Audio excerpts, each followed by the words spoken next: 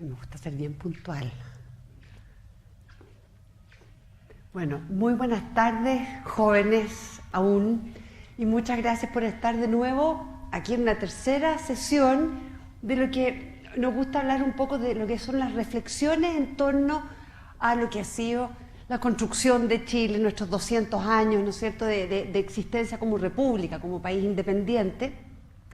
Y la verdad es que este tema, cuando estuvimos discutiendo acá con los chiquillos de la biblioteca, con extensiones acá en la biblioteca, discutiendo un poco cómo abordar el tema de la independencia de Chile desde una forma que no fuera tan historiográfica, sino que más una invitación a pensar nuestro país, estuvimos discutiendo el tema de revisar cómo nos veían los extranjeros que visitaron nuestro país en el momento, durante, poquito tiempo después de la independencia. Y yo pensé, para mis adentros, esto va a ser fácil, porque el material abunda. Hay mucho material y muy lindo y muy descriptivo y qué sé yo. Y les voy a confesar una cosa. Se me desconectó, ¿no? Les voy a confesar que fue un parto. Fue terrible. Nunca me había costado tanto preparar algo, porque la tentación de casi sentarme aquí a leer el libro de María Graham es enorme, porque no hay cómo seleccionar los textos, la verdad. Hice un esfuerzo sobrehumano, yo les pido disculpas de antemano, esto es casi una disculpa de antemano que estoy pidiendo, porque uno tiende a entusiasmarse, se enamora de ciertos textos, y la selección que hice yo, de repente no es la selección que harían ustedes. Yo hice una selección de textos de una manera un poco para acompañar lo que es la construcción de esta república, de este país que se independiza, y no fue fácil, reconozco que no fue fácil, así que, bueno, es una especie de viaje de vuelta al Chile, el Chile independizándose, pero visto a través de estos viajeros tan eminentes que nos visitaron. Bueno, y quiero por supuesto partir un poco del momento de nuestra independencia. Ustedes recordarán, por supuesto, que, discúlpenme, que nuestra independencia fue un periodo, ¿no es cierto?, de tiempo que uno dice, claro, celebramos la independencia en el año 1810, pero por algo estamos ahora, 2018, volviendo a recelebrar nuestra independencia, porque el periodo de independencia real es en 1818. Acuérdense que tenemos un periodo muy largo, muy conflictuado, con Reconquista en 1814, ¿no es cierto?, con la escapada de los patriotas a Mendoza, la vuelta a entrar del Ejército Libertador. O sea, es un periodo muy largo, muy difícil, con golpes de Estado entre medio, con conflictos entre los libertadores. Recordaremos el conflicto importante que hubo entre O'Higgins y Carrera. O sea, es un periodo largo, difícil, ya que logra finalmente concretarse ni siquiera en 1818, porque para el 20 todavía Chiloé no estaba consolidado como territorio independiente, todavía era parte de la corona española, ¿no es cierto? Y aquí me encontré con este hermoso pasaje, esta linda reflexión del capitán Basil Hall, ya que tiene su diario, un viaje a Chile, Chile, Perú y México entre 1820 y 1822, y que encontré muy apropiado para empezar esta reflexión que hace muy días, porque no me gusta decir charla, es más una conversación, ¿no es cierto?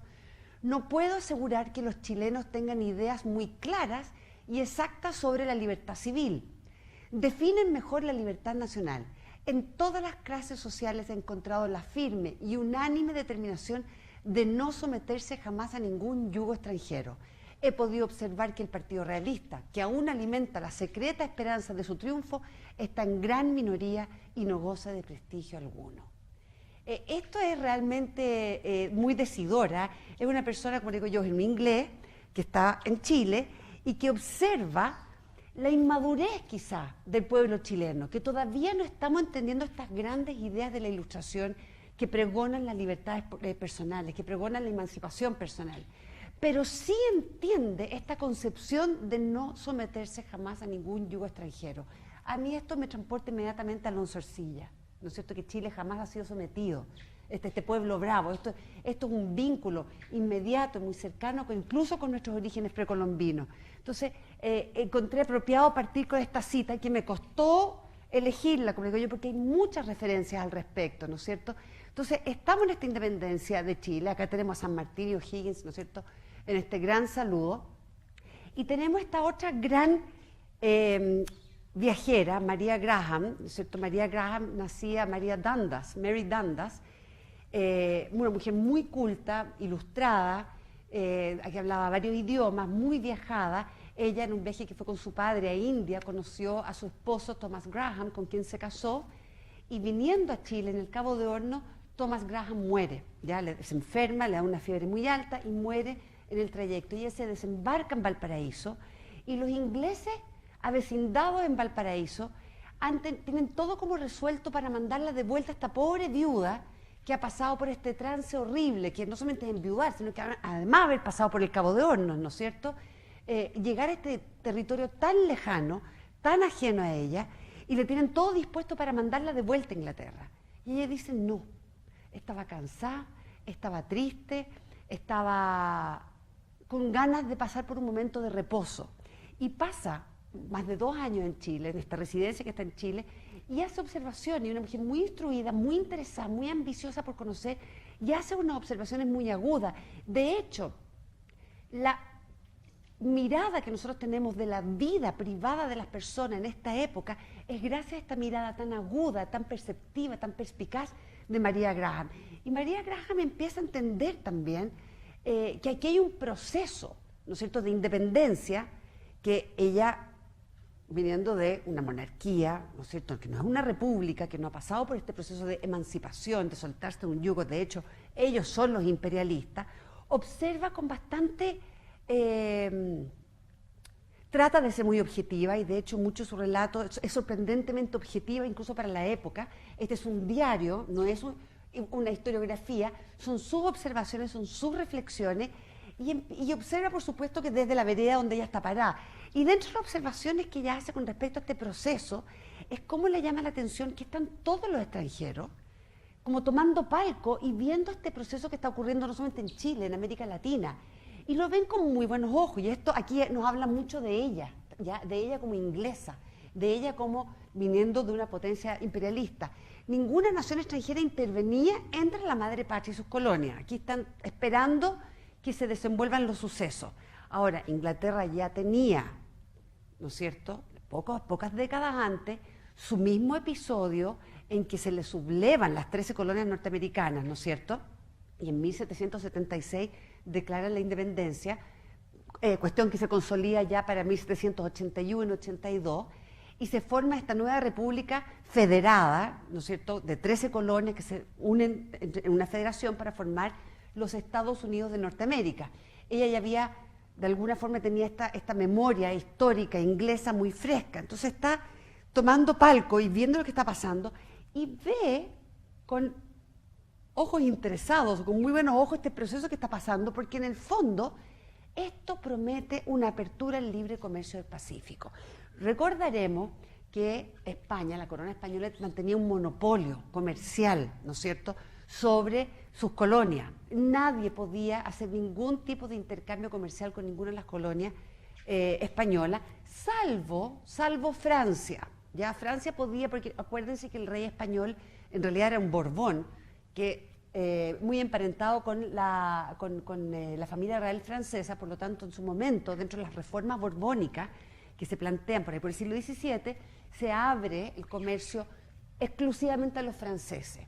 Por lo tanto, la piratería abundaba, el mercado negro abundaba y no había un comercio abierto. Entonces, están viendo esto con muy buenos ojos, entendiendo también que es un suceso que va a caer por su propio peso, entendiendo también que, al igual que Basil Hall, en el fondo, ya la causa realista estaba bastante perdida. Y en su diario, ella no vive la independencia, nada del proceso. Acá está María Graham, en este diario de su residencia de 1822, ya, o sea, ya pasado la independencia, ella es una persona que conoce a San Martín y va a conocer a Bernardo Higgins. Ella se instruye mucho. Y la primera parte de su diario es una reseña de la historia de Chile, que es muy interesante, muy amena, donde hace un análisis, en el fondo, de cómo se están desenvolviendo los sucesos, ¿no es cierto?, de este evento. Y por supuesto que sus grandes referentes son los ingleses, ¿ya? Ella conocía a Lord Cochrane de antes, desde Inglaterra. Lord Cochrane, ustedes, bueno, recordarán por supuesto, que fue un gran artífice, no solamente de la independencia de Chile, sino que la independencia del Perú. Incluso la escuadra chilena llegó hasta las costas de San Francisco en Estados Unidos, ¿ya? Participando en la liberación de toda la costa del Pacífico. Lord Cochrane era este capitán inglés de una familia muy aristocrática, ¿no es cierto?, que había entrado en un conflicto dentro de Inglaterra donde había un desfalco de dinero, donde él estaba involucrado, ¿ya? Por lo tanto, lo habían echado de la Marina inglesa. Después lo restituyen. Bueno, y cuando sale de la Marina inglesa, además había participado en política en Inglaterra. Tiempo después se aclaran estos sucesos y lo vuelven a restituir y lo vuelven a incorporar y le rinden todos los honores por todos los servicios dados a su patria y en el extranjero también. Y en este intertanto, Bernardo Higgins contrata, con San Martín, contratan a Lord Cochrane para armar una escuadra libertadora en Chile. Ahora, esto era muy importante, esto era sumamente importante.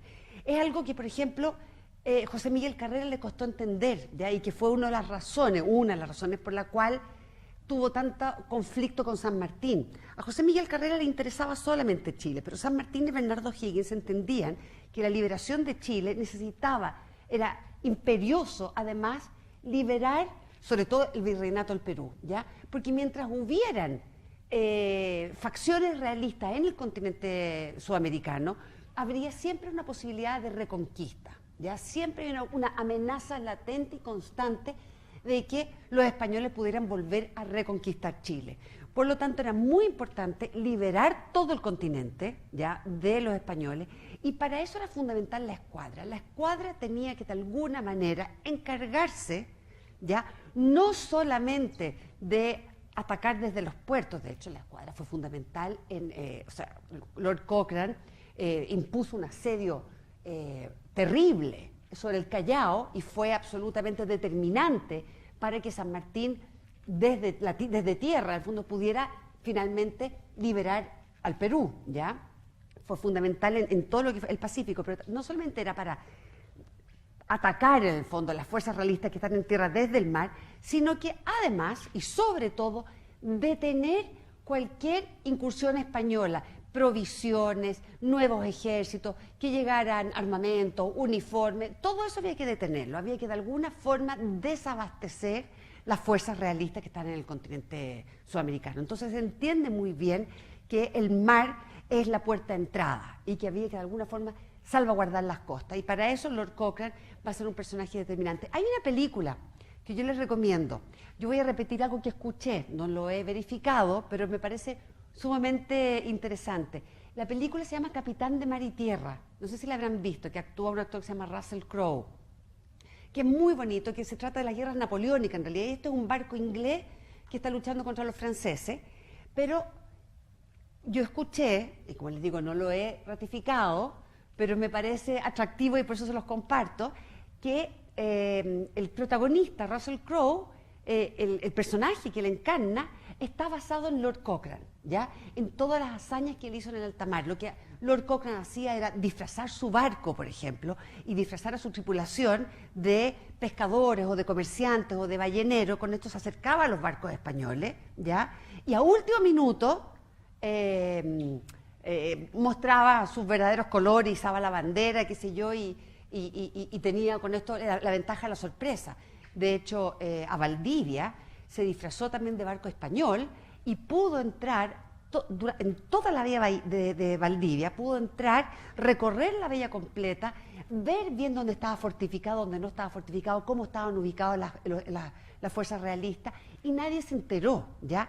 Que estas eran prácticas, ¿ya?, en tiempos decimonónica, que no eran consideradas muy caballerosas, eran consideradas casi prácticas de piratería, ¿ya?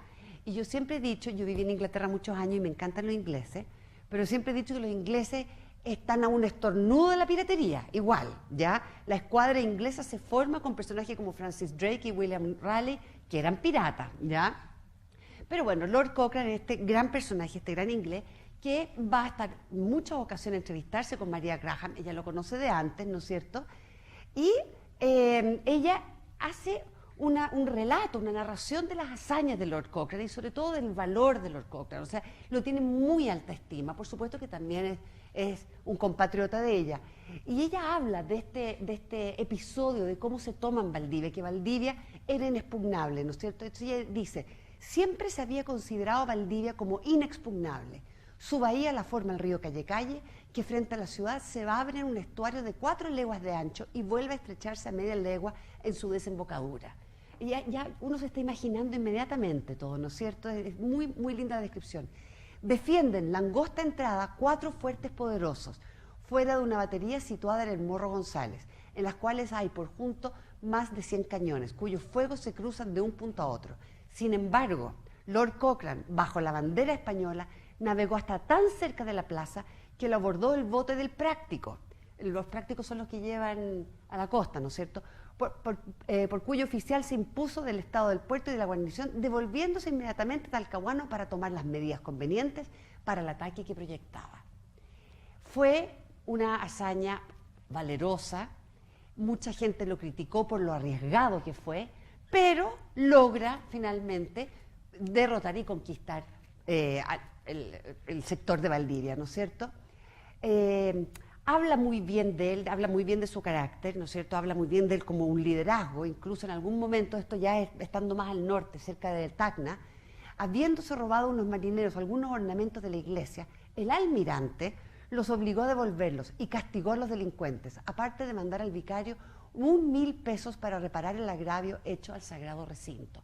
En todo momento, María Graham hace alusión de la nobleza y de la calidad humana de Lord Cochrane, ¿no es cierto? Que va a ser bastante relevante porque ella hace muchas comparaciones incluso entre Chile e Inglaterra, Chile y Perú, y entre las personas, y dentro de las figuras que a ella le van a chocar, ¿ya? Y que le van a caer mal, le van a parecer muy antipáticos, es San Martín, ¿ya? Ustedes recordarán que Lord Cochrane y San Martín tuvieron un desencuentro muy importante, finalmente al final no tuvieron más relación, de hecho, ¿ya? Porque el momento que llega Lord Cochrane al Perú, hasta ese momento él no le había podido pagar a sus marineros, a la escuadra estaba desprovista, no tenía plata, pero estaba esperando que San Martín, una vez que se tomaran Lima, San Martín pudiese pasarle plata, ¿ya? Para poder pagarle a todos sus oficiales y a todos sus marinos que no habían recibido un sueldo, ¿ya? Y en eso San Martín se niega. Habiendo expirado el plazo por el cual se había contratado a la mayor parte de los marineros, comenzaron estos a clamar por su pago. Lord Cochrane hasta ese minuto, que no había podido pagarle, lo que permitía también era pagar por medio de saqueo. Había cierto saqueo en algunos sectores y les pagaba con esto, ¿ya? No está puesto de esa manera, está mucho más suavizado, ¿ya? Pero bueno, ya los marineros estaban clamando por su pago y con mayor motivo cuanto que la gratificación de un año de sueldo que se les había ofrecido para ir a la caída de Lima parecía haber sido echada al olvido. Lord Cochrane llamó la atención, esto está copiado, discúlpeme, por eso ahí está en esa falta de ortografía, está copiado directamente desde el libro de María Graham. Llamó la atención de San Martín sobre este asunto el mismo día en que éste se declaraba protector de Perú. Diéronsele excusas, primeramente alegando falta de fondos, a pesar de que la Casa de Moneda de Lima ya se hallaba en sus manos. Por fin declaró que jamás pagaría la escuadra de Chile, a no ser que el almirante se la diera en venta. Lo que quiere San Martín es tener esta magnífica escuadra chilena, ¿ya? Que estaba hecha con algunos barcos que O'Higgins había logrado comprar habiendo pedido un préstamo en Londres, ¿ya? Otro tanto con barcos que había capturado Cochrane, ¿ya? Pero una magnífica escuadra, la mejor del Pacífico, y fue la mejor del Pacífico durante todo el siglo XIX, ¿ya? Esto es incluso mejor que la de Estados Unidos, que uno siempre piensa que Estados Unidos es como el referente en poderío, ¿ya? Quería la escuadra, a no ser que el almirante se la diera en venta, y que aún entonces la paga se consideraría parte del precio de su compra. La indignación que manifestó Lord Cochrane con este motivo exasperó violentamente al flamante protector. Pero, como el Callao no había caído aún, disimuló sus pasiones, si bien se fortaleció más en él la determinación de adueñarse de la escuadra.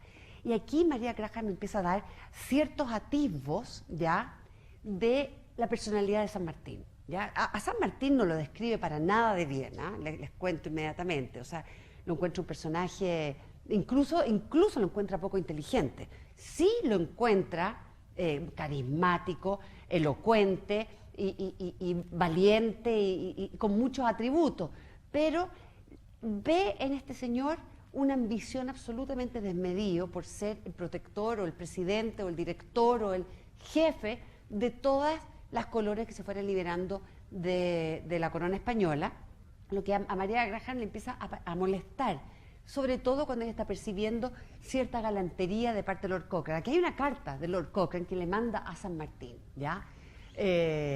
Demasiado bien recuerdo las palabras que profirió, inspirada por pensamientos que era de haberle rogado a Dios que no se los hubiera nunca permitido. No dijo, no lo oí yo mismo declarar que no pagaría la deuda a Chile ni los sueldos atrasados de la escuadra si Chile no le vendía su escuadra al Perú.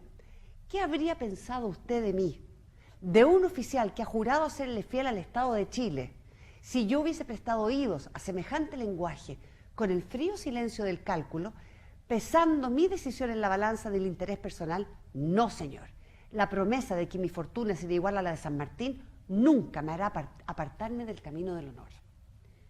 Entonces aquí ya estamos viendo esta mirada bastante interesante, y posteriormente en las reflexiones de María Graham, de Basil Hall y de varios, ya incluso Andrés Bello, varias décadas después, analizan la situación de caos que se empieza a vivir en el Perú posterior a su independencia versus el orden, ya que Chile empieza a tener, no inmediatamente, por supuesto vamos a tener un periodo largo de conflicto, ¿no es cierto?, y de ensayos constitucionales que en realidad van a ser un golpe de Estado o una revuelta tras otra, ya, todo este periodo, pero aquí empieza ya, hay unos análisis muy interesantes de los protagonistas de todos estos eventos, ¿no es cierto? Entonces a San Martín, ya, que ella identifica inmediatamente que tiene solamente interés en el Perú, le deja, ¿no es cierto?, a Bernardo Higgins. Chile debe ser gobernado por un chileno luego de la batalla de Chacabuco, y de San Martín ella prefiere comentarios bastante poco felices. Es singular el ascendiente que este hombre, San Martín, había adquirido. Su valor es más dudoso y sus talentos no sobresalen de la mediocridad. Ella estuvo con él, pero tiene una hermosa figura, un aire imponente, un trato versátil, o sea, ve en él, ¿no es cierto?, esta seducción que tenía San Martín, que se acomoda a todos los gustos, así a los de un refinado cortesano como a los de un payaso vulgar, y un gran poder de fingimiento. Estaba claro que María Graham no le gusta para nada. Su secretario Monteagudo, ustedes recordarán quién era Bernardo Monteagudo. Bernardo Monteagudo es... todos estos son de la logia Lautaro, de la logia masónica Lautaro, y Bernardo Monteagudo es quien da la orden directa para matar a Manuel Rodríguez, ¿ya? Es el personaje que fríamente está intentando purgar todo el sector patriota independentista, chileno, argentino, de cualquier elemento que se aleja de la ideología de San Martín o de Simón Bolívar, ¿ya? Y Monteagudo es este personaje que manda a matar a Manuel Rodríguez. Bueno, ella tampoco tiene palabras muy amables para Monteagudo. Su secretario Monteagudo tiene de común con él muchas cualidades, pero los defectos del jefe los tiene aún más exagerados. Y sin duda alguna es superior al mismo San Martín en su insensible crueldad. Ahora, la crueldad, la cierta barbarie, es algo que María Graham no le perdona, es Monteagudo, ni a Monteagudo y mucho menos a San Martín. María Graham se escandaliza muchísimo por el trato que San Martín le confiere a los españoles capturados, prisioneros de guerra. Tanto así que se organizan varios ingleses, sobre todo en Valparaíso, y en el Perú, para de alguna forma llevarle comida, alimentos, ropa a los prisioneros españoles, porque ella tenía esta cosa flemática inglesa que sentía que el enemigo, sobre todo si eran de alto rango, tenían que ser tratados en forma caballerosa, ¿no es cierto? Y ella tiene muy mala idea de San Martín como gobernante, ¿ya? En Perú, el despotismo de San Martín fue absoluto. Todas las antiguas leyes fueron derogadas, sin que en su lugar se establecieran otras que la sola voluntad del protector. Y no pasó mucho tiempo antes de que éste se dejara llevar a esos actos que solo pueden explicarse por la embriaguez que produce la posesión del poder absoluto. Entonces, ella identifica que aquí ha habido una transición hacia casi una dictadura, lo que va a diferir mucho de cómo ella está percibiendo a los patriotas, a los libertadores de Chile, ¿ya? Ella no conoció a José Miguel Carrera, pero sí escuchó mucho hablar de él. Conoció a la viuda de Juan José Carrera, de hecho ella estuvo incluso alojando en la casa de doña Javiera Carrera en el Monte, que también una descripción. Yo los invito a que vayan al Monte a conocer la casa de doña Javiera Carrera. Hasta ahí uno lo puede visitar, hay una viña, un lugar muy lindo, un paseo precioso para hacer un fin de semana. Bueno, ella estuvo alojando ahí en esta misma casa, estuvo participando ahí y habla de José Miguel Carrera, ¿no es cierto? Era su persona notablemente hermosa y su bella fisonomía predisponía a su favor. He oído decir que sus ojos parecían poseer cierto poder de fascinación sobre las personas a quienes se dirigía. De todos los individuos que se han hecho notar en la lucha por la independencia de Sudamérica, era, indudablemente, el más amable, de carácter muy versátil, tenía una imaginación muy vivaz y grandes facultades, era de espíritu alegre y cariñoso, y su cuerpo no conocía la fatiga, pero tenía muy poca prudencia y ninguna reserva. Y todo lo que sabemos nosotros de José Miguel Carrera, de este hombre seductor, mujeriego, ¿no es cierto?, que sabemos que le gustaban incluso a las mujeres casadas, que tuvo que incluso salir arrancando, perseguido por varios maridos celosos, ¿no es cierto?, era imprudente, era arrojado, era tremendamente valiente, pero la palabra imprudente yo creo que lo describe muy bien, ¿ya? Lo describe muy bien este arrojo que él tenía, ¿no es cierto?, y de una energía extraordinaria, extraordinaria. A mí, personalmente, a mí me encanta José Miguel Carrera, me encanta cómo era él, pero también entiendo por qué su mirada con respecto a la independencia de Chile, lo chileno, lo profundamente chileno que era José Miguel Carrera, es lo que lo lleva a la perdición, es lo que lo hace además entrar en conflicto con O'Higgins, que O'Higgins comulgaba con San Martín en la idea que el esfuerzo tenía que ser un esfuerzo sudamericano, que no bastaba con hacer un esfuerzo solamente chileno, ¿ya? Pero de O'Higgins, la verdad es que María Graham tiene muy buena impresión, una excelente impresión, y de verdad que ella estuvo muchas veces con él y tiene una impresión de un hombre, de una rectitud, de una... Le sorprenden muchas cosas de él, le sorprendía el trato que tenía con los mapuches, por ejemplo, con los araucanos. Bernardo O'Higgins hablaba mapudungún y se trataba con ellos y andaba siempre con su familia, y ella conoce a Rosa O'Higgins, conoce a doña Isabel Riquelme, está con la familia entera, entonces andaba siempre rodeado Bernardo O'Higgins. Entonces ella tiene una muy buena impresión de él, la llaneza, el sencillo buen sentido, la honradez y rectos sentimientos de O'Higgins no siempre podían parearse con los talentos más variados de San Martín. Aquí hay una sutileza maravillosa, ¿no es cierto?, en esta comparación. Además, era O'Higgins muy propenso a descansar en la honradez de los demás, era un hombre muy confiado, que él juzgaba por la rectitud de sus propias intenciones. ¿No es cierto? Está con esta impresión de este personaje, de este chileno austero, sobrio, correcto. Y no solamente eso, aquí ella está comparando. Es raro que un soldado afortunado como Higgins tenga la sensatez de ver el peligro del poder absoluto. Esto a ella le llama muchísimo la atención. Esto ella identifica como un rasgo de una madurez excepcional y de una real voluntad de llevar a Chile hacia un país de emancipación, ¿no es cierto?, democrático y republicano, ¿ya? Y esto lo contrasta profundamente en varios sectores de su diario, ¿ya?, en varios episodios de su diario, lo contrasta con la voluntad de San Martín. Él tiene la sensatez de ver el peligro del poder absoluto y el buen sentido de evitarlo. Él, sin embargo, posee ambas cualidades y, disuelto el Senado, ha convocado una asamblea deliberante con el objeto de formar una constitución permanente. Ella rescata esto de O'Higgins. Ahora, el pobre O'Higgins, ustedes saben muy bien que finalmente tiene que abdicar, ¿no es cierto?, como director supremo, y termina exiliado en Argentina, ¿ya? Y nosotros entramos ya desde Bernardo O'Higgins, 1817, un episodio como de un día Manuel Rodríguez, cuando Manuel Rodríguez, todos creen que Bernardo O'Higgins ha muerto en Cancha Rayada, ¿no es cierto? Manuel Rodríguez grita, aún tenemos patria, él está ahí, pero Bernardo O'Higgins aparece. Finalmente, en el año 1823, él abdica, parte de su exilio en Argentina, donde él tenía varios terrenos, territorios ya. No se olviden que su padre, don Ambrosio O'Higgins, había sido virrey del Perú, y Simón Bolívar le había adjudicado también, tenía trabajo en Lima y tenía fundos y haciendas y propiedades allá. De hecho, él muere en Lima, ¿no es cierto? Y posteriormente a la abdicación de Bernardo O'Higgins, tenemos una sucesión de gobiernos, entre ellos está Ramón Freire, otro de los grandes personajes y libertadores de Chile, responsable de la liberación del sur de Chile, ¿ya? De Valdivia, de Chiloé, de todo el sur. Fue quien se enfrentó con el héroe realista Benavides, ¿ya? Vicente Benavides. Pero posterior a Ramón Freire también viene una sucesión que es un periodo bastante anárquico, ¿ya?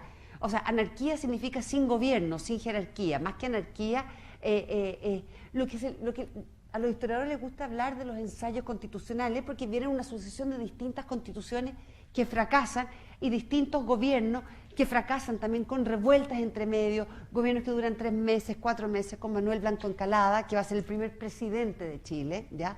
Agustín Ezeguirre, Joaquín Campino, Ramón Freire de vuelta, Francisco Pinto, Francisco Ramón Vicuña. Finalmente todo esto termina en una guerra civil, ¿no es cierto? Aquí hay un desorden de gobierno en este país, y en un país además que está tremendamente vulnerable, en todos los sentidos vulnerable. ¿Por qué? Porque aún los países extranjeros no han reconocido a Chile como un país soberano e independiente. Aún están en la mira, están evaluando este nuevo país. Chile, en sus esfuerzos independentistas, ha comprometido una cantidad de plata increíble, y entonces tiene una deuda externa enorme de grande, ¿ya?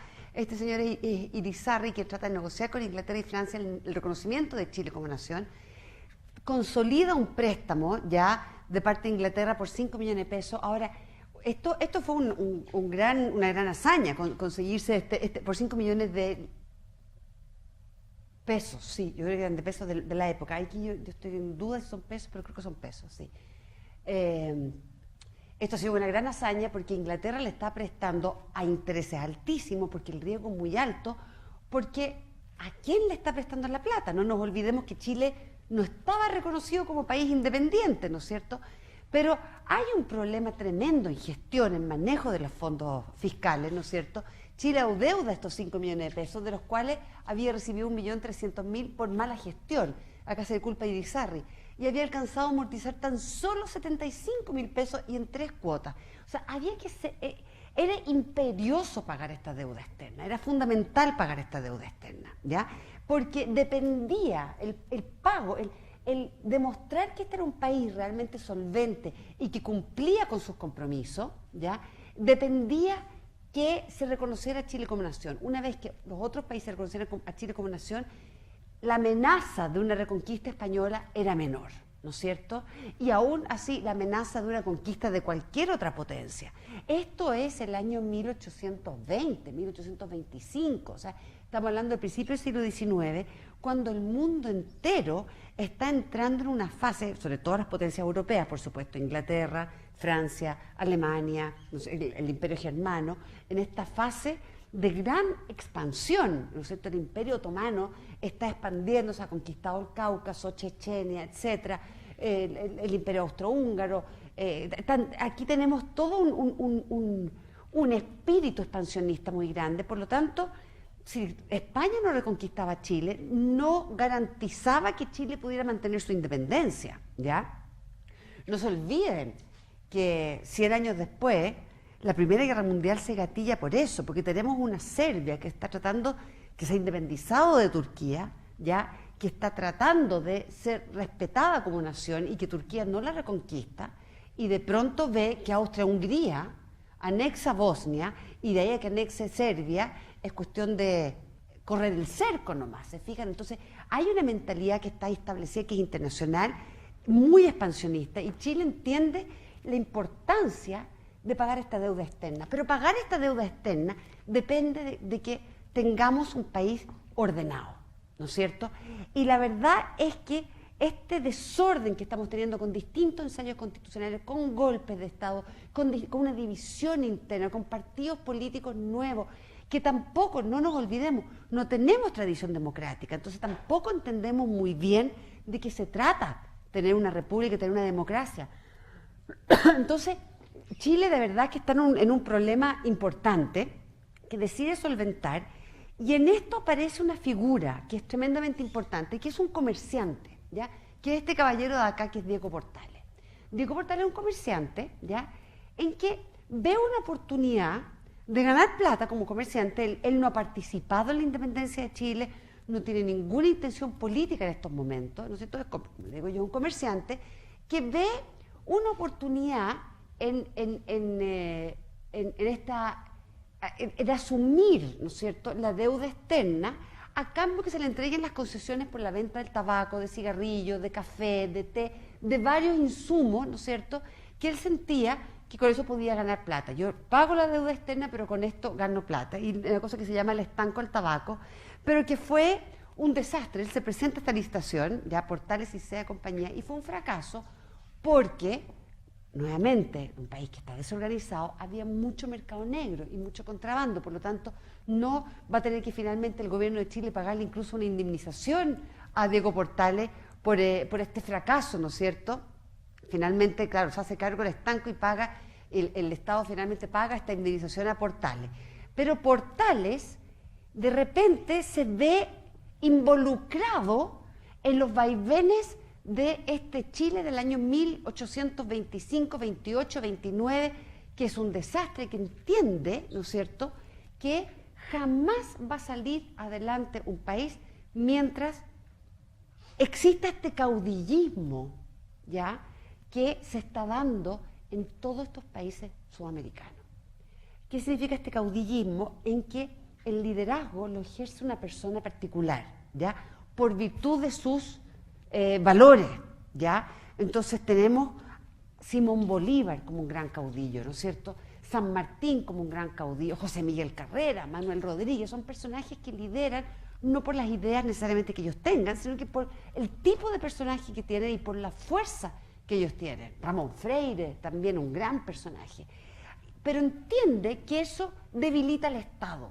Entonces él dice, la única manera que Chile pueda salir adelante es que nos olvidemos de esta tendencia caudillista que tenemos en América Latina, ¿no es cierto? Entonces él propone, plantea, participa por supuesto de la guerra civil y terminan ganando, ¿no es cierto?, porque participa con mucha fuerza en el año 1829, plantea en el fondo este Estado centralizado, muy jerárquico, muy autocrático, ¿no es cierto?, en que se desplaza el poder de la figura del personaje, O'Higgins o Freire, hacia el Estado, un gobierno impersonal en que se desliga la vida política del país de la acción directa a sus mandatarios.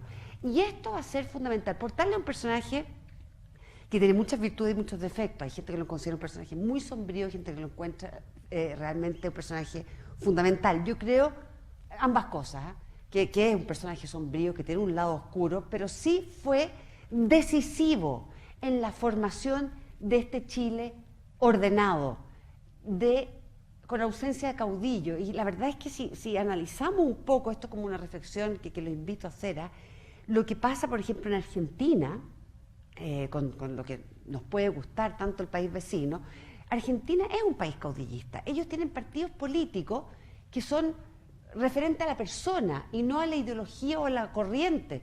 Ellos son peronistas. Pero si a uno le pregunta qué significa ser peronista, nos vamos a encontrar con peronistas de izquierda, con peronistas de centro, con peronistas de derecha. ¿Se fijan o no? Los Kirchner, Menem, tienen iglesia maradoniana. Ellos tienen una tendencia a este caudillismo y los vemos con Hugo Chávez, ¿no es cierto?, con Evo Morales, que son personajes muy potentes, muy carismáticos, muy poderosos, ¿no es cierto?, que Hugo Chávez es un drama, yo lo creo que es un gran drama, ¿no es cierto?, porque muere Hugo Chávez y Venezuela se fue a la punta del cerro. Ahí podemos debatir largamente, ¿no es cierto?, si tiene que ver con las políticas de Chávez o no tuvo que ver con las políticas de Chávez. Lo que sí podemos convenir, eso sí, es que Maduro no tiene el carisma de Chávez. Incluso los chavistas en Venezuela resienten eso, y son chavistas, no son maduristas. ¿Se fijan o no? Y esto tiene que ver con el vínculo que se forma entre el pueblo con su mandatario, que Portales lo percibe como una amenaza y un detrimento en el gobierno de un país. Entonces fue un hombre tremendamente férreo, tremendamente duro, que logra formar este Estado, como le digo yo, muy poderoso, muy centralizado y ordenado, ¿ya?, en que él forma todo un ideario portaliano, por supuesto, de cómo construir este Estado. Y en eso él va a ser tremendamente visionario, ¿ya? ¿Por qué? Porque va a darse cuenta que tiene que... Es bien simple la cosa. Yo quiero construir una nación chilena. Pero ¿qué es la nación chilena? No la entiendo, no la conozco, no sé quiénes somos, no sé cómo somos, no conozco nuestra historia, no conozco ni siquiera el país. Y en ese sentido va a ser sumamente visionario a empezar con una tendencia, de hecho él va a contratar a Claudio Gay, ¿no es cierto? Pero a empezar con una tendencia de contratar a exploradores, antropólogos, naturalistas, aventureros en algunos casos, químicos, ¿no es cierto?, científicos, para que le hagan un catastro del país, para que le digan qué es esto. Y esto responde a una mentalidad muy... Que no es portaliana en realidad, es una mentalidad ilustrada, ¿ya? Esta mentalidad de, disculpen,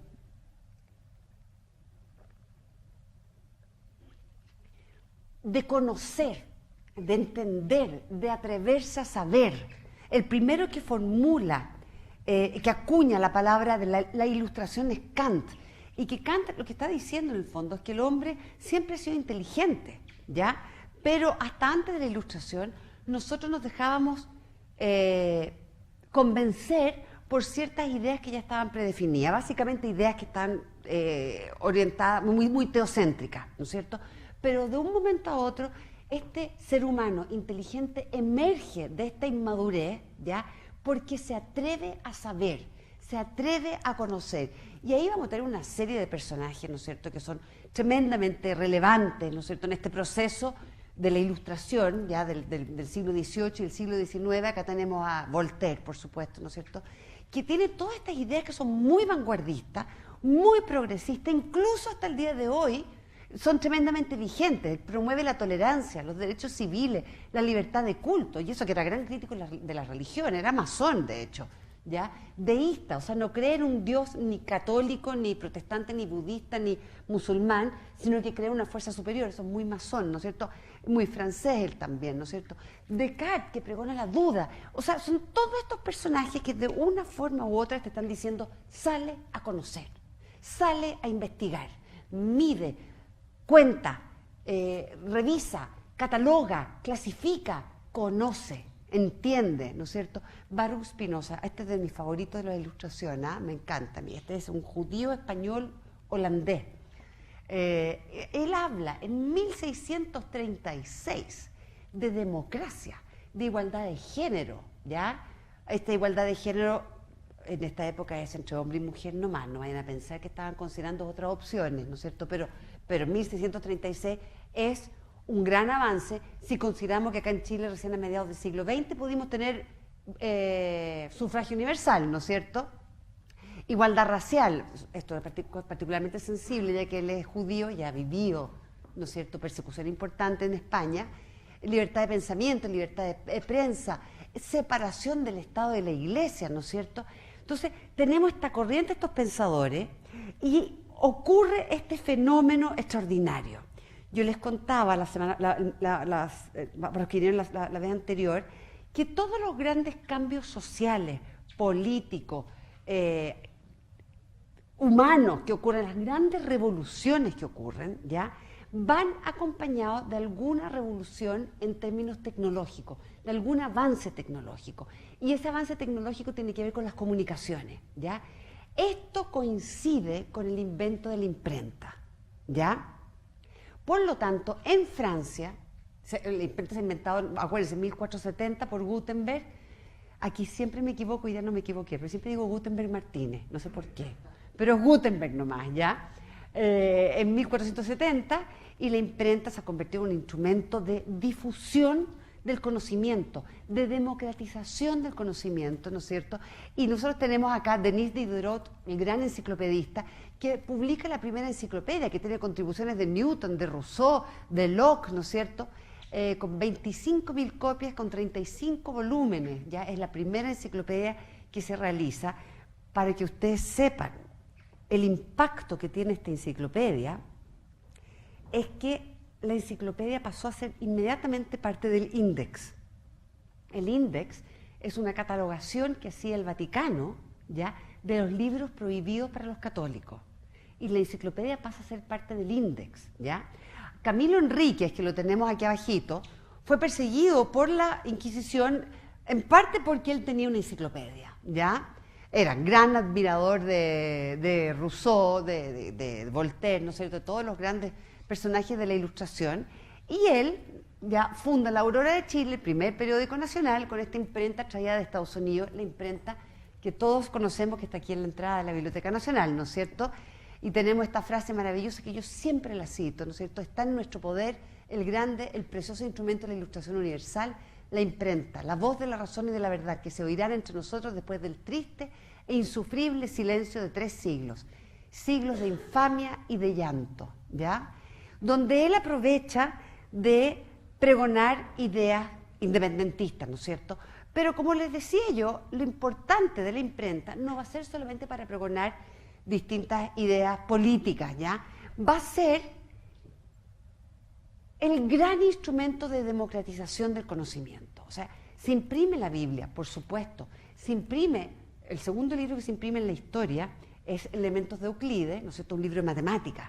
Es bastante interesante, no deja de llamar la atención que el primer libro que se imprime en la Biblia, pero acto seguido un libro científico de matemáticas, Elementos de Euclides, ¿no es cierto?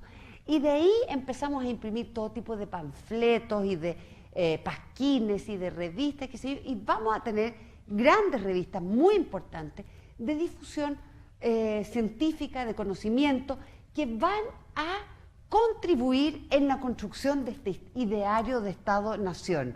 La Aurora de Chile, por supuesto, que es lo primero que se imprime en Chile, ¿no es cierto? Pero vamos a tener una serie de revistas, de publicaciones importantes, los Anales de la Universidad de Chile, esta misma es del año 1844, ¿no es cierto? El Araucano, esta revista es particularmente interesante, es la antecesora del Diario Oficial.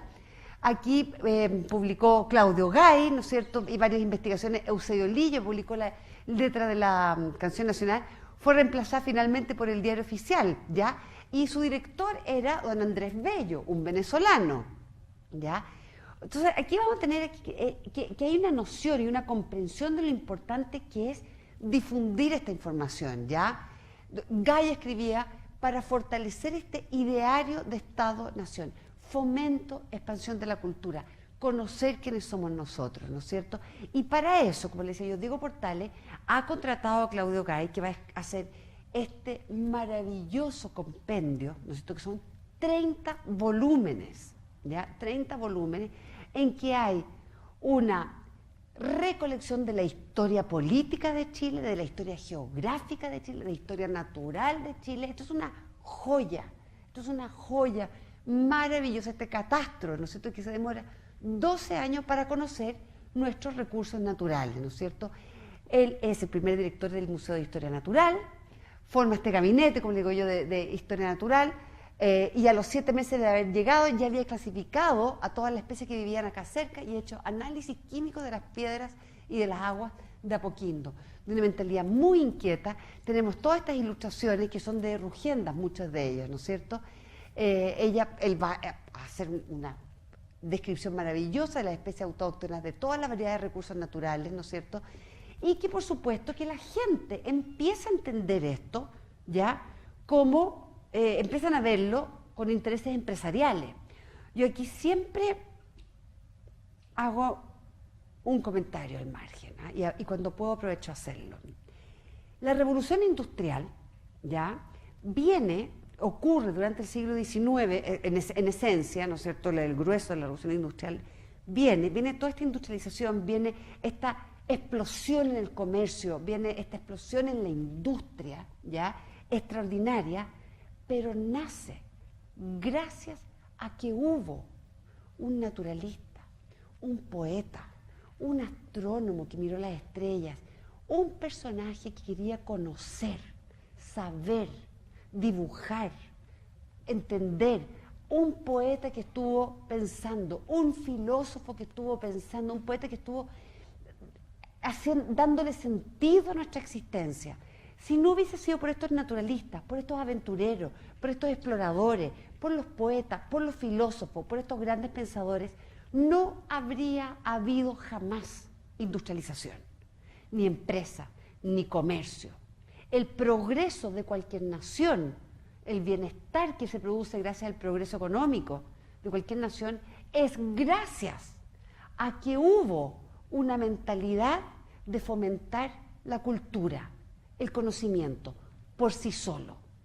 Y este es un palo que yo le tiro a cualquier legislador que pretenda hacer recortes presupuestarios a la cultura. ¿Ya? Yo siempre aprovecho de hacer esto, que no se olviden que el bienestar de cualquier país proviene de antes, de que hubo un amante de la cultura, de la poesía, de las estrellas y de la naturaleza que pudo permitir que hubiera todo este progreso. Y esto lo están entendiendo en ese momento. Y aquí están viendo que este personaje, amante de los pajaritos y de las plantitas, que está haciendo este catastro tan maravilloso, ver en esto grandes posibilidades para industrializar Chile, para desarrollar Chile, para ver grandes, oportunidades de negocio, ¿no es cierto? En el año 1844 empieza esta divulgación, ¿no es cierto? Aparecen los 30 volúmenes, de los cuales son 8 tomos destinados a historia solamente. Acá hay un personaje, un historiador, es el primer gran trabajo historiográfico que existe de Chile, ¿ya? 8 a la botánica, 8 a la zoología, 2 sobre agricultura, 2 de documentos históricos y 2 de atlas de imágenes. Es un trabajo extraordinario, extraordinario, extraordinario. Aquí en la biblioteca está el libro, también está en memoria chilena, ¿no es cierto?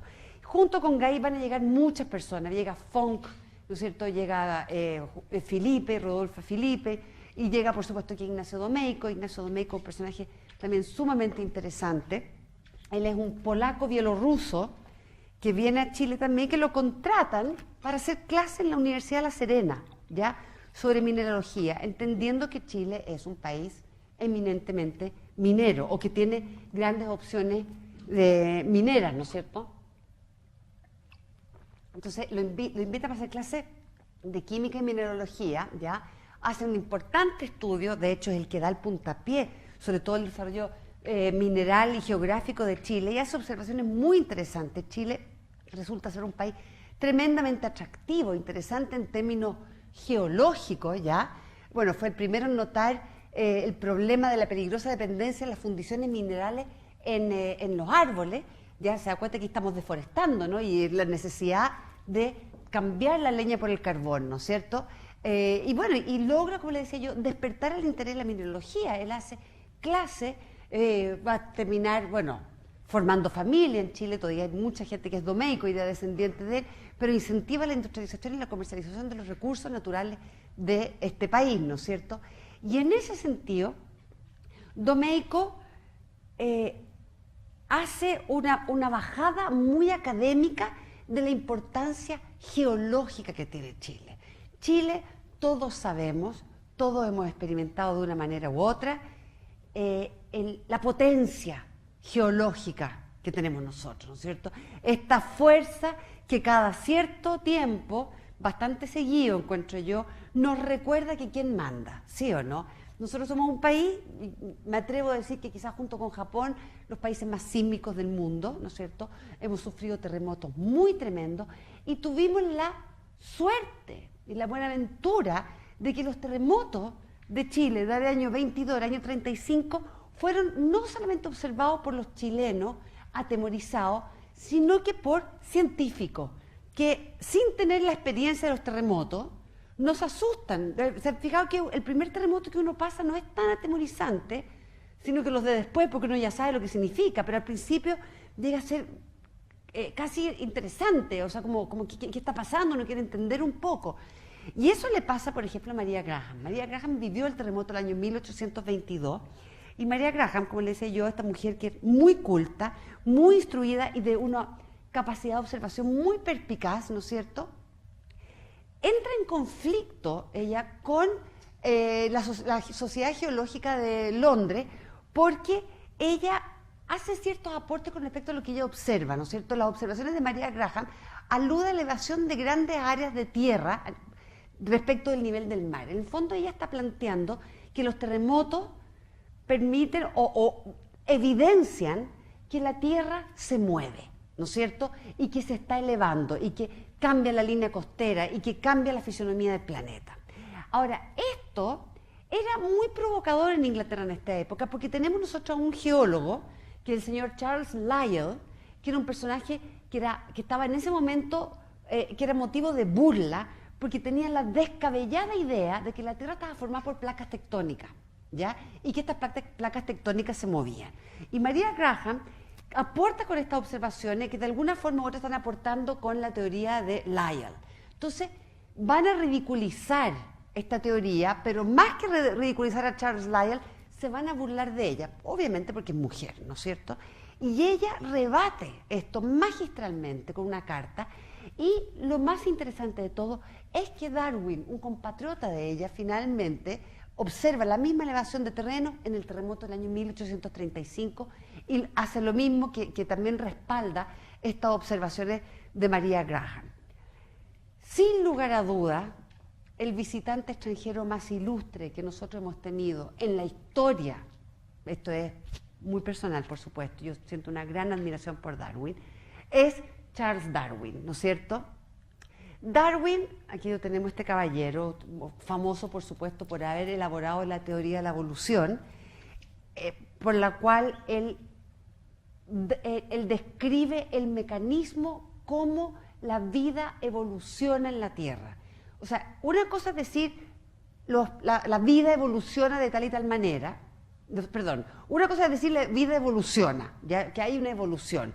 Ya lo había hecho Aristóteles en su momento determinado, que decía que nosotros evolucionábamos 3 siglos antes de Cristo, de piedras, de seres inanimados a seres animados, ¿ya? O sea, la idea de evolución estaba instalada desde hacía mucho tiempo, ¿ya? Pero lo que hace Darwin es que él dice cómo ocurre esto, cuál es el mecanismo, él plantea el mecanismo de la selección natural, ¿ya? Y lo hace, y todos sabemos que lo hace, gracias a una visita en Galápagos. Ahora, lo que la gente no sabe es que la visita a Galápagos fue de 2 semanas. En 2 semanas estuvo ahí. Sí, fue la guinda de la torta, pero la torta fueron sus 2 años, más de 2 años que estuvo en Chile. Galápagos fue ¡cling!, la guinda, pero estuvo más de 2 años en Chile, ¿ya? Parte en el Beagle, acá está el capitán Fitzroy, ¿no es cierto?, el año 1831, y no vuelve a Inglaterra hasta el año 1836, ¿ya? En este recorrido, que ahí está partiendo desde Davenport, recorre la costa atlántica, Brasil, Montevideo, Argentina, pasa por el estrecho Magallanes, aquí conocen y recogen a un patagón, Jemmy Button, ¿no es cierto?, llega a Valparaíso, todo este sector de acá lo recorre y está 2 años, más de 2 años de hecho, en Chile, ¿ya? Pasa a las Islas Galápagos, da la vuelta al mundo, ¿no es cierto?, y vuelve a Inglaterra, ¿ya? Bueno, y en estos más de 2 años, acá hay un diario de los viajes de Darwin, son extraordinarios, ¿ya? Llenos de dibujos que lo hace Berard y otros que lo hace Martens, ¿no es cierto? Bueno, a él le toca vivir el terremoto, ¿ya? Y en el terremoto le hace unas observaciones realmente maravillosas, estos son algunos dibujos. Lamento la selección, voy a tratar de ser más rápida con leer tanto texto, pero esto yo lo encuentro extraordinario, ¿ah? Día memorable en los anales de Valdivia, memorable por lo interesante, no por el miedo que le causó, porque hoy se ha sentido el más violento terremoto que hay memoria aquí.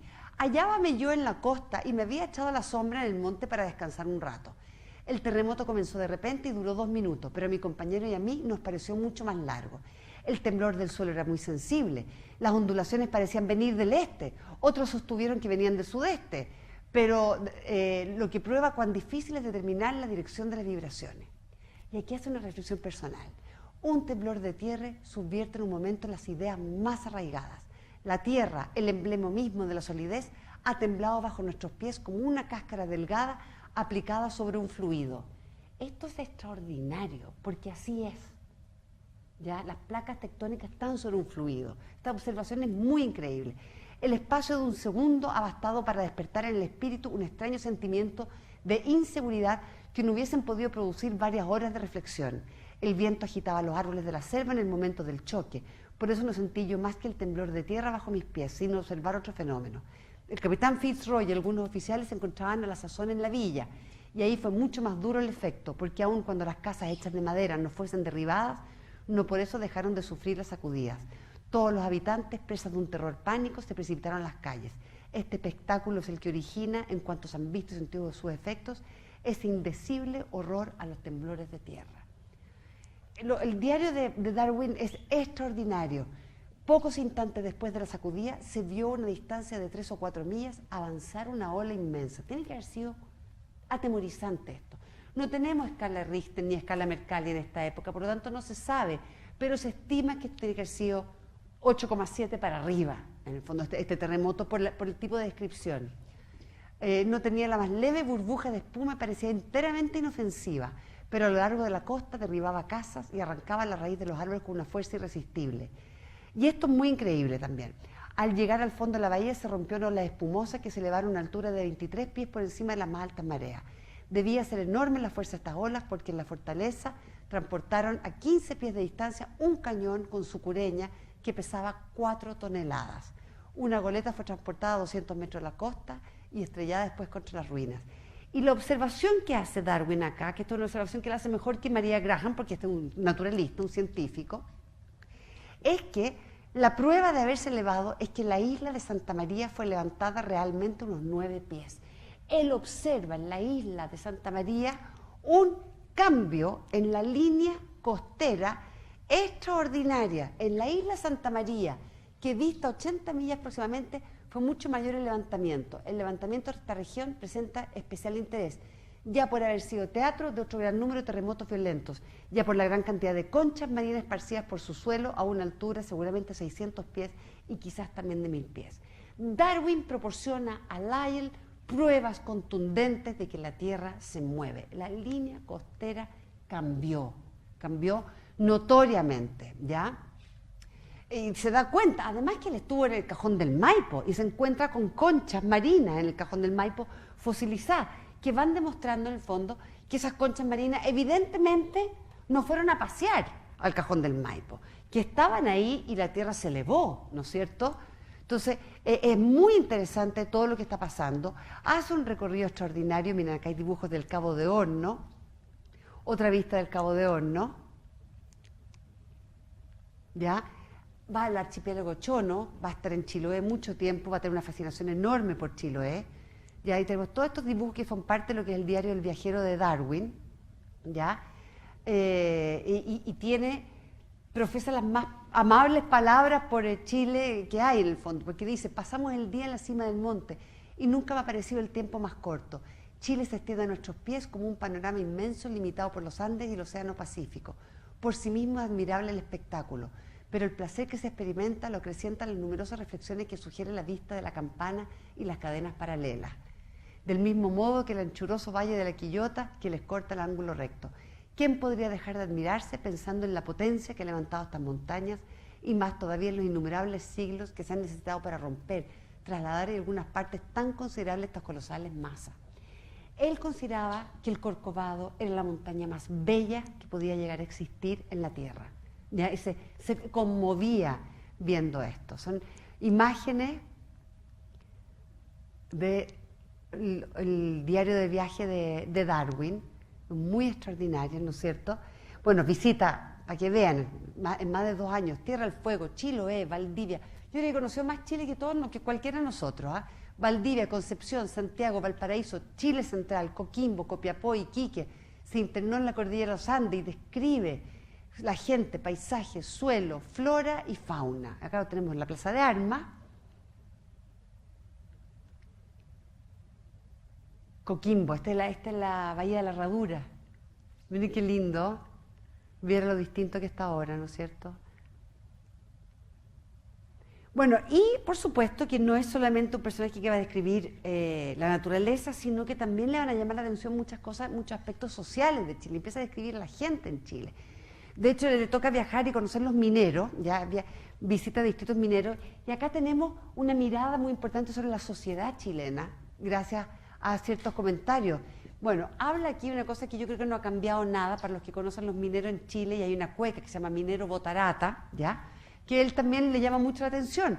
Los mineros chilenos tienen costumbres muy originales, es muy británico decirlo así, ¿no es cierto?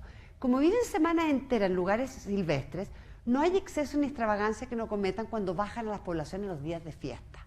Por lo común han ganado una cantidad importante y entonces, lo mismo que los marinos con su parte del botín, se ingenian para derrocharla.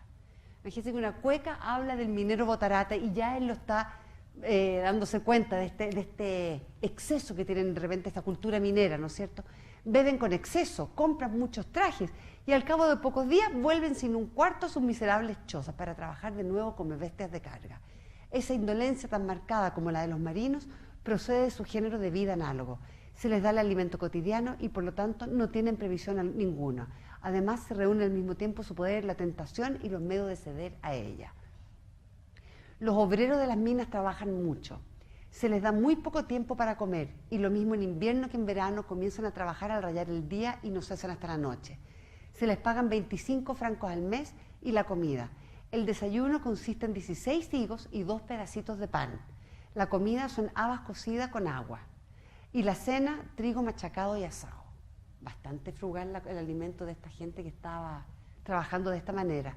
Casi nunca comen carne porque de los 300 francos anuales tienen que vestirse y mantener a su familia. Los que trabajan dentro de la mina reciben 31,25 francos al mes y se les da además un poco de charqui.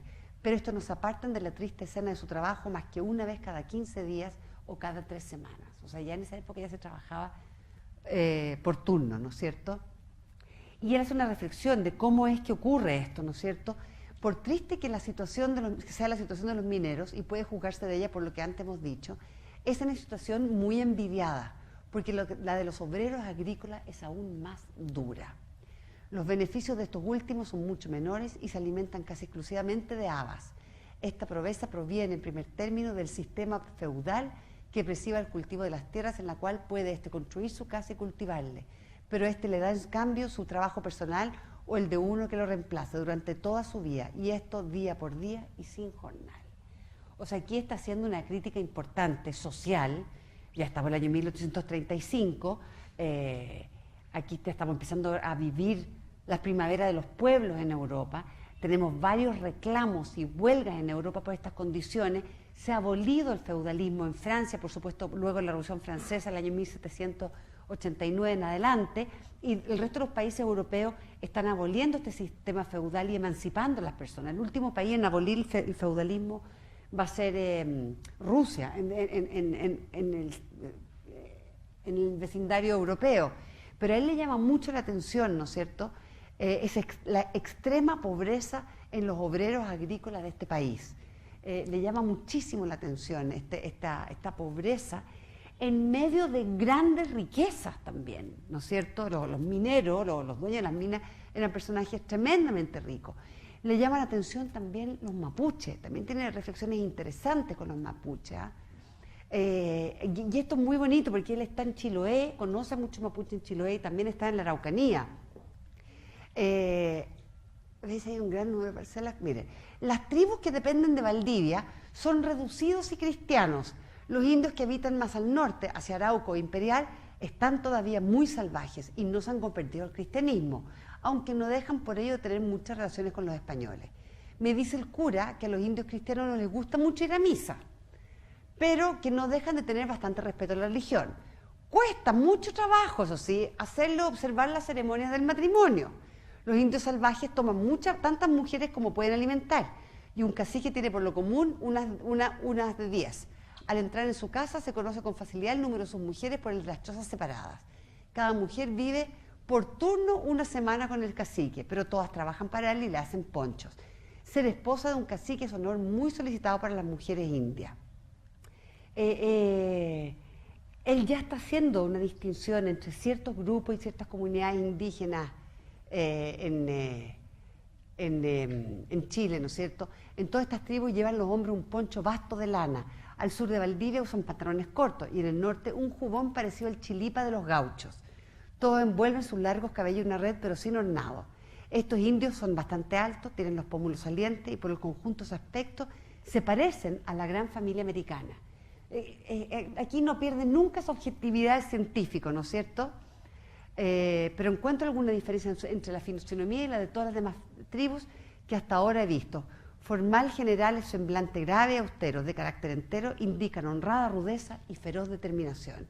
Y los compara con los indios que le ha tocado, los mapuches que le ha tocado conocer en Chiloé, ¿ya? Que no se encuentra ya aquella humilde cortesía tan común en Chiloé. Algunos individuos nos dirigen un marimari, buenos días, demasiado brusco, pero la mayor parte ni siquiera se dignan en saludar. Esta independencia se debe sin duda a sus largas guerras con los españoles y a las numerosas victorias que solo ellos, entre todos los pueblos de América, han sabido obtener sobre los europeos. Siempre se desliza esta admiración, ¿no es cierto?, por este pueblo mapuche. Bueno, como les decía yo, Darwin está más de 2 años en Chile, y en estos 2 años en Chile, él logra formular las bases de lo que va a ser la teoría de la evolución, que finalmente los culmina cuando está en las Galápagos y hace una observación de los pajaritos, los pinzones de Galápagos.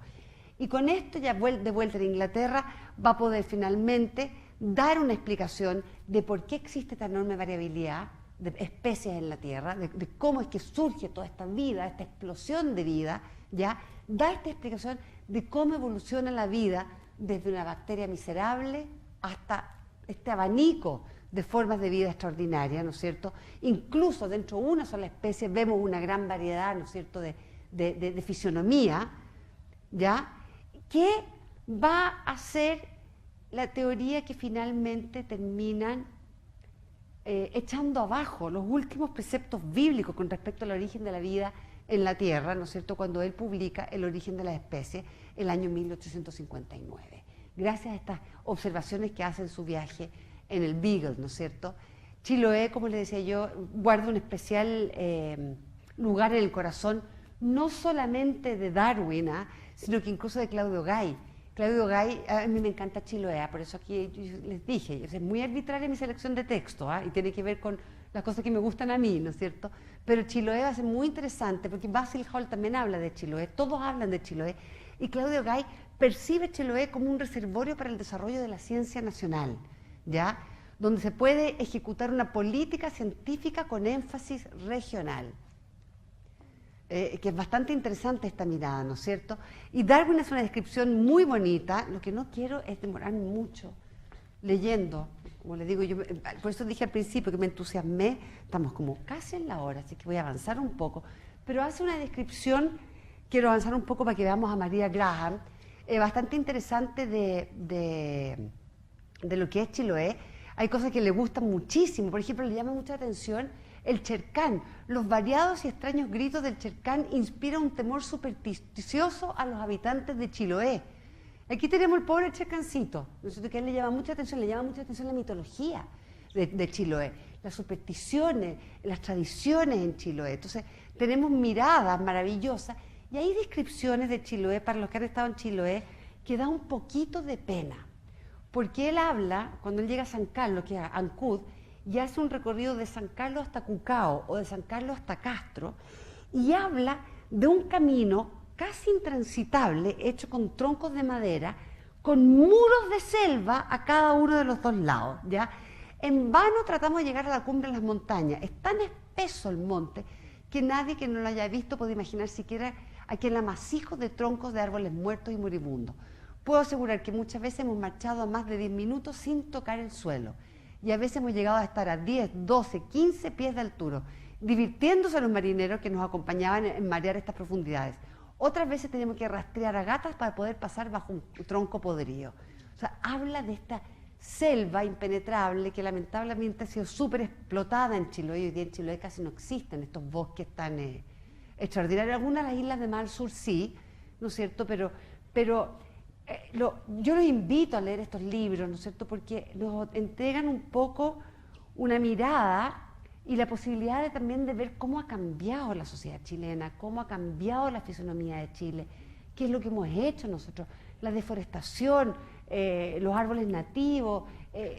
Da un poco de pena. Aquí yo no estoy siendo para nada economicista en mi reflexión, porque a lo mejor algunos van a decir, bueno, el desarrollo de la forestal en Chile ha sido trascendental en el desarrollo del país. Puede ser, pero cuando uno empieza a leer esto, baja una nostalgia tan grande de la belleza que tiene que haber tenido muchos de estos bosques, gracias a Dios que todavía tenemos algunos bosques que están siendo protegidos, pero estas miradas nos permiten ver cómo ha cambiado, y son miradas bastante objetivas, eso es lo interesante de los extranjeros, ¿no es cierto? Cómo ha cambiado Chile en esta época, y en ese sentido también las miradas hacia la sociedad son bastante interesantes. Yo les leí recién las observaciones de Darwin con respecto a la vida de los mineros y los agricultores, y por suerte que podemos decir que han mejorado sus condiciones bastante, ¿no es cierto? María Graham hace una descripción más doméstica, que también es muy encantadora, las descripciones domésticas que ella hace con respecto a su vivencia y su estadía en Chile, que son sumamente interesantes, ¿no es cierto? Aquí cuenta, ¿no es cierto? A los niños se les cuelgan pequeñas hamacas de cuero amarradas a las vigas del techo. Ella cuenta cuando va a visitar a amistades y vecinos en Valparaíso, chileno, ¿no es cierto? Y los demás niños y parientes duermen como pueden, tendidos en el suelo sobre unos cueros envueltos en sus ponchos. En uno de los ranchos no había una cama. Todo el mobiliario consistía en 2 baúles de cuero y ahí dormían 11 habitantes, incluso 2 mellizos de corta edad, sin padre ni hombre alguno que los protegiera. La natural bondad y sencillez, disculpen, esa es mi alarma que me dice que yo tengo que empezar a cerrar, ¿ya? La natural bondad y sencillez de carácter de la gente de Chile la preserva de los vicios, y por lo menos las mujeres, la desvergüenza que habría exhibido en Europa una familia semejante a la que yo he visto aquí no existe, en el fondo. Ella se sorprende mucho con las mujeres de Chile, ¿ya? Se sorprende muchísimo, de hecho le encuentra que son groseras las mujeres de Europa, comparadas las mujeres inglesas. Miren aquí, tienen maneras muy decentes y hay en sus mujeres cierta gracia y amabilidad que lucirían en los salones más correctos y que hacen que la falta de educación no sea tan insoportable como en nuestro país, donde va siempre acompañada de la vulgaridad. O sea, entiende que son mujeres muy rústicas acá, ¿ya? Aquí la falta de cultura hace que las mujeres tengan que recurrir a sus medios naturales de persuasión, la gracia y las caricias. Y si en esto entra algo de astucia, es que esta es la protección que la naturaleza ha dado al débil contra el fuerte. En Inglaterra, una mujer ignorante, en cambio, es una ignorante. O sea, está muy sorprendida con la calidad humana de los chilenos, queda muy, muy sorprendido. Basil Hall también alaba a las mujeres en Chile. En conocimiento del mundo, sano juicio y en todo lo relativo a modales, manifiestamente superior a los hombres, ¿ya? Y Darwin comenta que en una misa en Buin le tocó, o sea, comenta que nunca en su vida había visto tantas mujeres y todas juntas y tan lindas, ¿ya? Va a esta misa. Ahora estas mujeres, esto es bastante interesante, era muy largo el episodio, por eso no lo copié, así que es por suerte, pero se los cuento un poco, que va a esta misa en Buin, donde está, que yo creo que no presta para nada atención al cura, sino que está embobado mirando a las mujeres que nos encuentra maravillosas a todas, y las mujeres están un poco escandalizadas con Darwin, porque Darwin, recuerden que no es católico, era anglicano. Entonces las mujeres le dicen, pero ¿usted qué hace en esta misa? Entonces Darwin dice, no, yo vengo acá, pero si usted no cree en nuestro Dios. Entonces Darwin le trata de explicar, si creo en el mismo Dios, lo que pasa es que, y soy cristiano, le dice, pero mi cristianismo es un poco diferente. Y las mujeres, todas estas chiquillas muy encantadoras y muy graciosas, le dicen, pero usted se va a ir al infierno. ¿Por qué no se convierte? Nuestra religión es la única y verdadera. Entonces Darwin hace un comentario muy cariñoso, en que habla un poco de la inocencia, de los prejuicios, ya religiosos sobre todo, de esta alta alcurnia, porque está acá con mujeres pitucas en el fondo en Buin, con respecto a la tolerancia religiosa, ¿no es cierto? O sea, él dice, pucha, son amorosas estas niñitas en el fondo, que tienen estos prejuicios religiosos, están muy hermosas señoritas. Y María Graham también participa de la misa. Acá ella está contando que ella va a la misa y para ir a misa se tiene que cambiar de ropa, ¿no es cierto? Va con la señora Campbell, se quitan su traje a la francesa, se ponen un traje español, ¿no es cierto?, con mantilla para partir a la iglesia. Ella también es protestante y también se sorprende con los cantos, las flores, las velas, la superstición que rodea una misa católica frente a la austeridad protestante, ¿no es cierto? Incluso acá dice, en una mesa hay en un rincón una curiosidad religiosa, como para niños, cubierto bajo un fanal de vidrio. Estos eran los fanales religiosos. A ella le llama mucho la atención toda esta imaginería católica. O O sea, imagínense, o sea, si uno pone a pensar, ¿no es cierto? Los protestantes son tremendamente sobrios. En sus iglesias casi no hay imágenes religiosas. Imagínense la imaginería colonial religiosa que existe, ¿no es cierto? Que le llama muchísimo, muchísimo la atención a María Graham, ¿ya? Y bueno, y ella tiene todas esas visitas de alta alcurnia también y describe la casa de la familia Cotapos, amueblada con lujo, pero sin elegancia. Aquí también está nuevamente la sutileza. Sus ricos espejos, sus hermosas alfombras, su piano fabricado por Broadwood y una buena provisión de sillas, mesas, camas, no precisamente de las que hoy se usan en París o en Londres, pero sí de las que estuvieron allá de moda hace un siglo. Aquí hay un poquito incluso de pelambre, ¿no es cierto? Hacen un lucidísimo papel de esta apartada tierra del continente austral. Pero con el comedor no puedo transigir. Es el aposento más oscuro, triste y feo de la casa. Son reflexiones muy personales, muy encantadores, ¿no es cierto?, de María Graham. Y aquí quería, bueno, y incluso, esto es de Darwin. Darwin también le llama la atención el rodeo, por ejemplo. El rodeo que aún no se celebraba como lo conocemos hoy día. El rodeo como era en sus orígenes, que era esta práctica con los caballos apartar el ganado, los machos de las hembras, los jóvenes de los viejos, etc. Entonces, cada propietario tiene en el valle cierta parte de la colina donde sus ganados medio salvajes proveen su subsistencia. Por grande que sea su número, una vez al año se hace lo que se llama un gran rodeo. Y también María Graham participa del rodeo y también hace descripción de eso. Ahora, lo que yo quiero rescatar, muy especialmente, es una observación tremendamente aguda que hace María Graham, que habla sobre esta identidad tan marítima que tiene Chile. Y a propósito de las festividades, ¿no es cierto? El día de San Pedro se acostumbra a sacar una estatua con toda solemnidad de la iglesia matriz, donde se guarda y colocarle una goleta adornada con cintas y guirnaldas, enteramente empavesada y con otras imágenes a bordo, ¿ya? En el fondo ella plantea que Chile es un país tan esencialmente marítimo, limitado como se halla su territorio por los Andes de los países orientales, por el desierto Atacama de los países del norte, que si yo fuera el legislador, dirigiría toda mi atención y todo mi interés hacia el mar. Haría del Día de San Pedro una festividad nacional, esencialmente marítima, distribuiría premios a los pescadores, a los lancheros, acordaría recompensas honoríficas a los oficiales, recibiría y solucionaría todas las peticiones y representaciones que tuvieran atingencia con el mar. Básicamente ella está proponiendo que esta festividad religiosa se convierta en un festival nacional. Tengo entendido que la fiesta de San Pedro y San Pablo es de las pocas fiestas religiosas que todavía se guardan acá en Chile, ¿no es cierto? Que todavía son fiestas de guardar, que son feriados religiosos. Entonces, es sumamente interesante.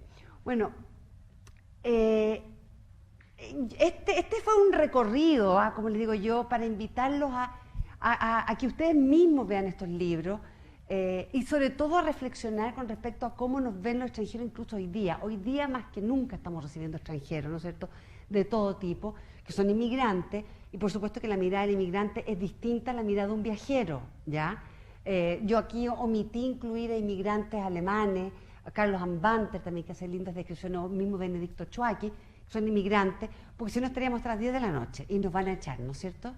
Así que omití hablar de la mirada de los inmigrantes, pero los invito nuevamente a revisar estos textos, porque también nos llevan a reflexionar de cómo nos ven los extranjeros hoy a nosotros, pero sobre todo, ¿no es cierto?, es una invitación a reflexionar sobre cómo nos vemos nosotros hoy día, qué queremos nosotros para nuestro país, hacia dónde vamos, ¿ya?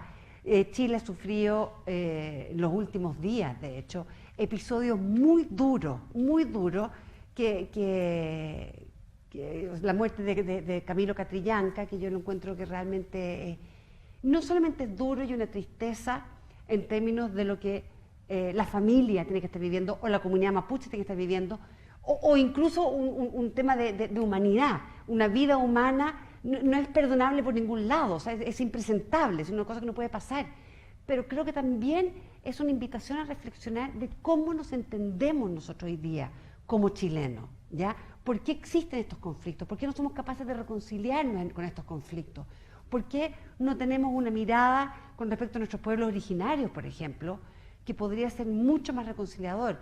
Yo sé que hay muchos intereses de por medio, que es un tema tremendamente difícil, que va a ser muy difícil de resolver, pero yo siempre siento que un buen punto de partida para empezar a resolver conflictos presentes es conocer nuestra historia, es entender cómo nos hemos relacionado, cómo nos hemos visto, cómo nos hemos desarrollado, qué es lo que hemos sido, cómo somos, qué es lo que hemos querido, hemos logrado lo que hemos querido, hemos llegado al destino que nosotros nos planteamos, no solamente como sociedad, sino que también como individuos, ¿se fijan o no? Creo que cada cierto tiempo ocurren episodios que debieran remecernos, y cualquier conflicto que existe, que tenga que ver con nuestra identidad, porque yo considero que la muerte de Camilo Catrillanca no es solamente un atentado contra una vida humana, sino que también es un atentado contra nuestras percepciones de identidad, ¿se fija? Y yo creo que es súper importante que nosotros tengamos estos espacios de reflexión, de revisión histórica, de relectura histórica, y que los legisladores, y que los forestales, y que los economistas, y que los carabineros, y que los mismos mapuches también, todas las partes, nos conozcamos y nos reconciliemos, de una forma u otra, pero tiene que ver con conocernos culturalmente.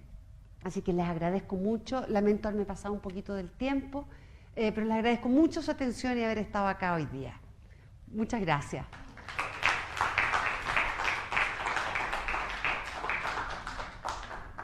No sé si tendrán algún comentario o algo así. Dime. ¿Hay algo que se pueda desprender como síntesis y que sea parte de la médula espina de la idiosincrasia chilena desde la mirada de esos extranjeros? Yo sí, pero a ver, es que es bien difícil, porque también son varios extranjeros. Yo aquí en realidad me concentré básicamente en dos, en María Graham y en Darwin. Yo creo que lo que les llama la atención en estos dos personajes, lo que les llama mucho la atención es la candidez del chileno, el buen humor del chileno. En todo momento ellos están favorablemente muy sorprendidos, sobre todo en las clases muy populares. Ya a las clases populares Darwin tiene palabras muy elogiosas, ya no así tanto de los patrones, son muy elogiosas de la candidez, de los buenos modales, de la amabilidad, de la rectitud. Y yo creo que a mí me ha pasado también, que a mí me gusta mucho Chiloé, yo voy mucho a Chiloé, y yo no sé, yo con la gente con la que me vinculo ahí son los vecinos, los pescadores, los carpinteros de Rivera, y son gente maravillosa. Entonces ahí uno empieza a rescatar esta mirada, o esto que quizás a lo mejor se ha perdido en un urbanismo tan grande, esta explosión tan grande que ha tenido Santiago. Pero no sé si es yo creo que un poco arriesgado resumir las miradas de María Graham o de Darwin, o de todos, de Basil Hall. Yo creo que lo que ellos rescatan, o lo que yo rescato, y porque también selecciono estos textos, es que tienen una mirada muy favorable hacia Chile, ¿ya? Comprenden a Chile, porque aparte que lo interesante ellos están en otros países, en Perú, en México, ellos recorren otros lugares, y lo que se denota es que siempre dicen, bueno, pero en Perú las mujeres son más arribistas, por ejemplo, en Perú las mujeres son más snob, en Perú los hombres son más así. En todo momento se rescata muy bien, y eso lo encuentro muy valioso, de esto se rescata cierta naturaleza muy correcta del chileno, que yo sé que a lo mejor uno puede reírse hoy día de eso, porque uno dice, no, es que uno ve las noticias y las noticias son terribles, todos los días saltan, que el portonazo, que los flaites, ¿me entienden o no?